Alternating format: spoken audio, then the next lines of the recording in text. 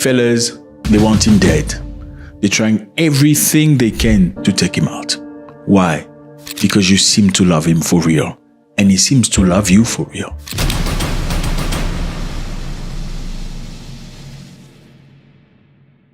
This is a very serious matter.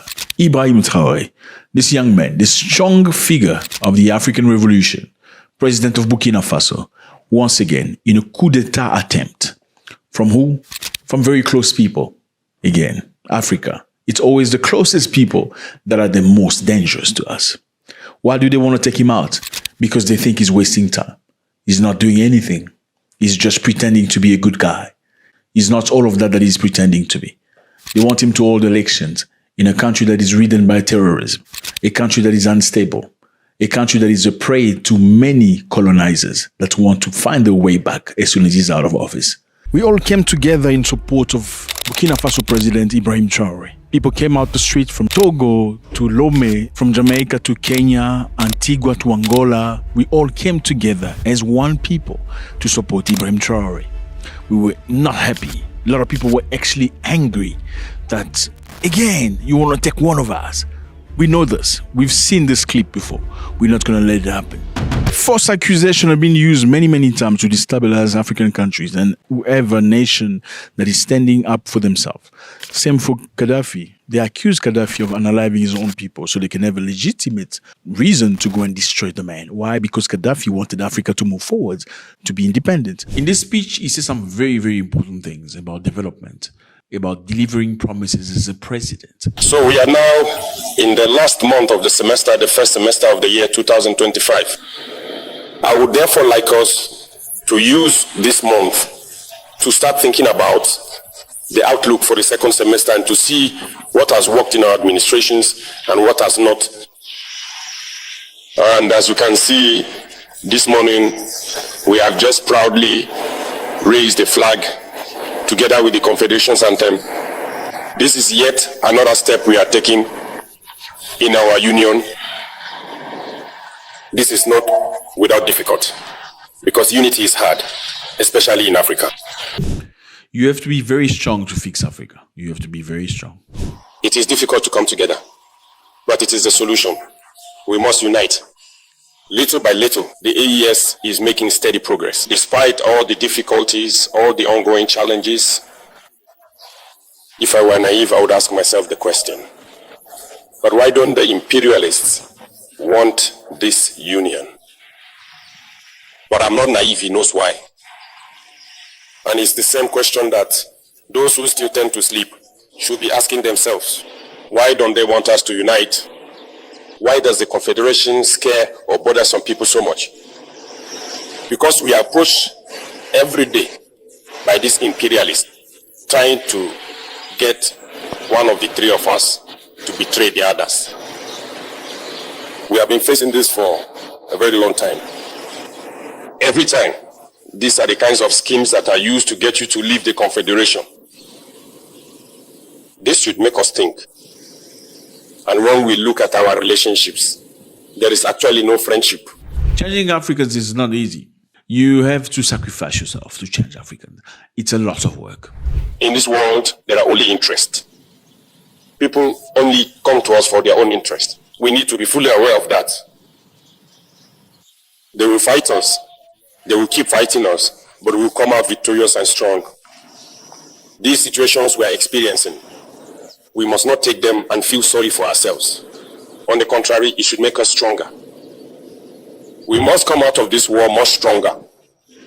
Understand why we have been so heavily attacked, toughen ourselves, and ensure that in the centuries to come, we never experience this kind of situation again.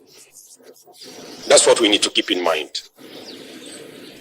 Being a president is not just being in the office looking good and driving a nice car or being driven. Being a president is being in the field and making things happen. And this is what we're seeing.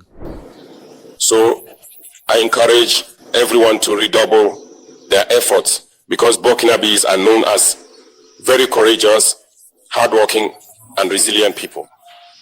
And these values, we must work to improve them. Wherever you go in Africa or even in the world, you will find Burkinabes. And it is these values that define and identify Burkinabes. So we must do everything possible to be people of integrity, as the name of our country suggests, to be courageous, resilient, selfless, and to redouble our efforts in everything we do for the well-being of Burkina, but also for the well-being of our confederation.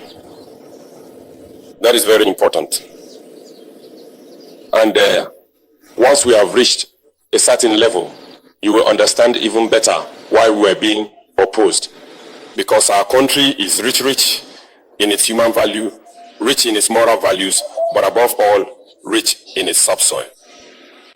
And it is these riches that are coveted. But these riches must benefit the people of Burkina Faso. Nothing has really begun yet in terms of exploiting natural resources, and therefore in terms of distributing the benefits to the masses. We can change the face of our country. We can move out of this situation of underdevelopment and very quickly become an emerging nation. All it takes is work. Everyone needs to get involved. Just as the fight... Africa needs more people like this. Africa needs more people like this. Are sacrificing themselves at the front, we must also be able to make sacrifices within the administration. We need to make sure that we work beyond what we are used to push our abilities further. Because as I said, we need to move very quickly. And it is by moving quickly that we can catch off guard those who seek to divide us, those who want to keep us in poverty. Burkina is not poor. I'm telling you, and I'll say it again, we are very rich. And that is our main problem. It is because of this wealth that they don't want us to first realize that we are rich and to be able to exploit our resources. And beyond Burkina, the entire Sahel is rich, immensely rich. And I know that all of you know this. The Sahel will not remain poor. We will continue on our path, continue building the AES to be strong, resilient, to make the AES a space of complete security, to be able to properly exploit our resources so that they can benefit our people. With that, I invite you to share this message with all your loved ones.